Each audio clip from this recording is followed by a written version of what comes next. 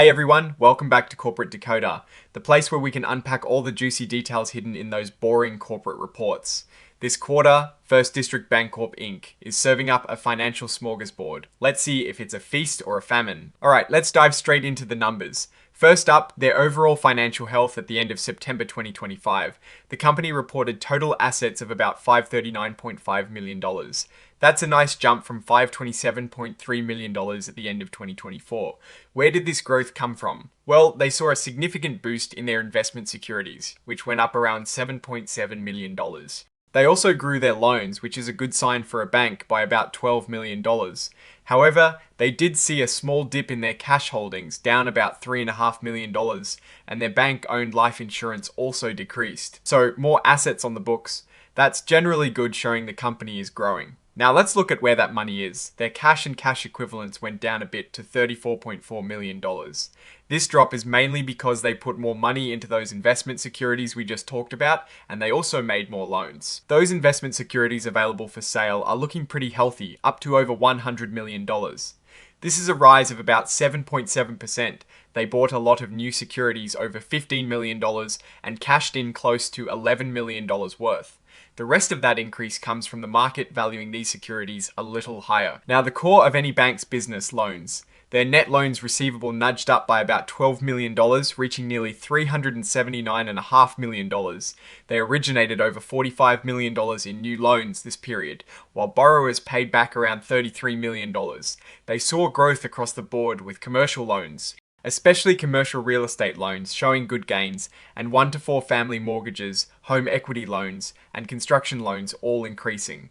This steady loan growth is a sign of a healthy lending operation. Money coming in is just as important as money going out, and for a bank that means deposits. Their total deposits saw a modest increase of about $4.7 million, bringing them to just under $396.5 million. Certificates of deposit, or CDs, saw the biggest jump, growing over $5 million.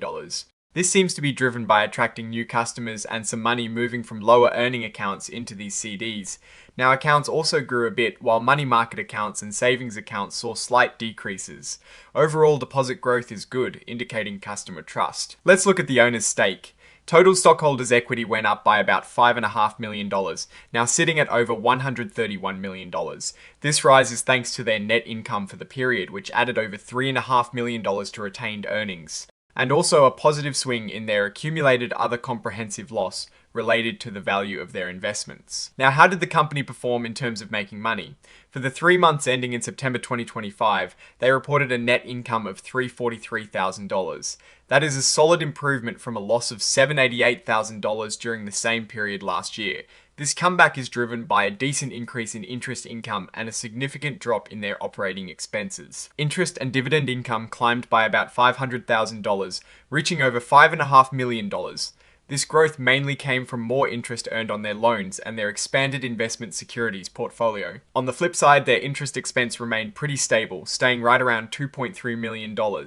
This is good because their deposit balances, which are their main source of paying interest, actually decreased slightly. As a result of higher earnings and steady interest costs, their net interest income, which is basically the profit they make from lending and borrowing, jumped by over $460,000, now standing at over $3.3 million. This shows their core banking operations are becoming more profitable.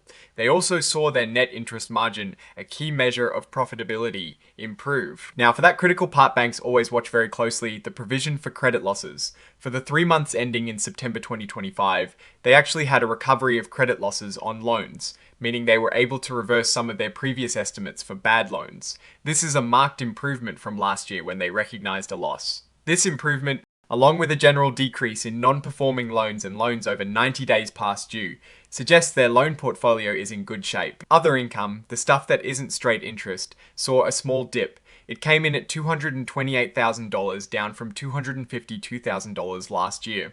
This was mostly due to lower earnings from their bank-owned life insurance. Here's a big win for them. Their non-interest expenses dropped significantly by over $1 million, falling to $3.1 million. This was largely due to a massive reduction in charitable contributions, specifically a large one-time contribution to their foundation last year. Other expenses were mostly in line or slightly higher, but that charitable contribution really made a difference. Putting it all altogether, for the 3 months ending in September 2025, they made a profit of $343,000. Remember, they had a loss of $788,000 last year. That's a huge swing and a really positive sign of improving performance. Let's zoom out and look at the 9 months ending in September 2025. Here too, they've turned a loss into a profit. They reported a net income of $3.5 million, a massive improvement from a loss of over $1.2 million in the same period of 2024. This surge is thanks to a big boost in interest income and an even bigger boost in non-interest income, primarily driven by a gain from bank-owned life insurance proceeds. Interest and dividend income for the 9-month period grew by over $2.2 million, reaching over $16 million. This is driven by both higher loan volumes and more interest from their investments. Interest expense stayed pretty flat, which, given their increased deposits, is actually quite good. This combination of higher interest earnings and stable interest costs led to a significant increase in net interest income, up by over $2.2 million to nearly $9.5 million. Their net interest margin also improved nicely. For the 9 months, they also saw a recovery in credit losses, a huge improvement from the over $1 million loss recognized last year.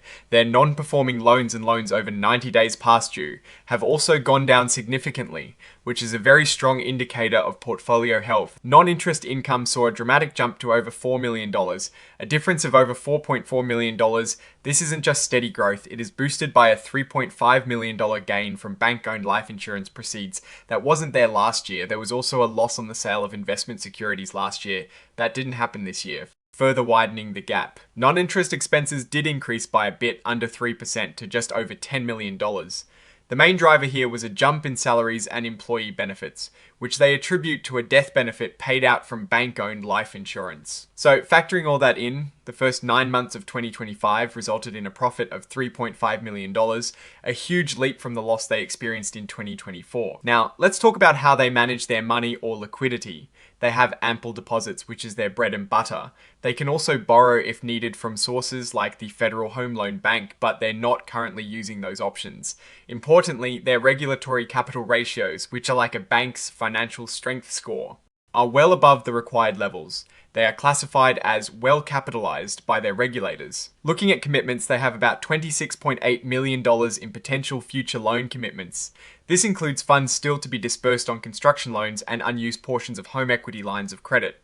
They also have a significant amount of CDs maturing soon, and while they expect most customers to roll them over, they're keeping an eye on that. The company's core strategy for managing financial risk, especially interest rate risk, is built on maintaining strong capital, healthy liquidity, growing their core deposits, and managing their investment portfolio to keep maturities manageable. They are not currently using complex hedging strategies like futures or options. Their analysis shows that even with significant shifts in interest rates, the impact on their economic value of equity, which is a measure of their long-term financial health, is within their board's comfort zone. For example, a large jump in interest rates could decrease their economic value of equity by around 28%, but conversely, a drop in interest rates would increase it. Now, for a bit of shareholder-friendly news during the quarter, they repurchased over 36,000 shares of their own stock. This shows they are returning value to shareholders and believe their stock is a good investment. There was also a filing about a salary continuation agreement amendment. While these things can sound dry, they often point to executive compensation and retention strategies. We did not find any major legal proceedings that appear to be a significant risk right now. So, what's the verdict on First District Bancorp Inc.? They've clearly turned a corner from their loss in 2024. The growth in assets, particularly loans and investments, is solid. Their deposit base is stable, and their regulatory capital position is strong. The most impressive turnaround is in their profitability for both the quarter and the year to date. The recovery of credit losses and decrease in non-performing loans are very positive signs for their loan portfolio quality. The significant jump in non-interest income, largely due to the bank-owned life insurance gain, boosted their 9-month performance substantially, but it's important to remember that's a one-time event. The overall trend, however, is positive. Their most significant risk seems to be managing interest rate fluctuations, as is typical for banks, but their strategies appear to be keeping that risk in check. They are well positioned if they can continue to grow their core lending and deposit business. Alright, that is our deep dive into First District Bancorp's latest financial report. What do you think about their turnaround and their forward-looking strategy? Let me know your thoughts in the comments below. If you enjoyed this breakdown, give us a thumbs up. And don't forget to subscribe for more insights into the corporate world. For even deeper discussions and to connect with fellow financial enthusiasts, join our Discord community, link in the description. Thanks for watching, and we'll see you in the next episode of Corporate Decoder.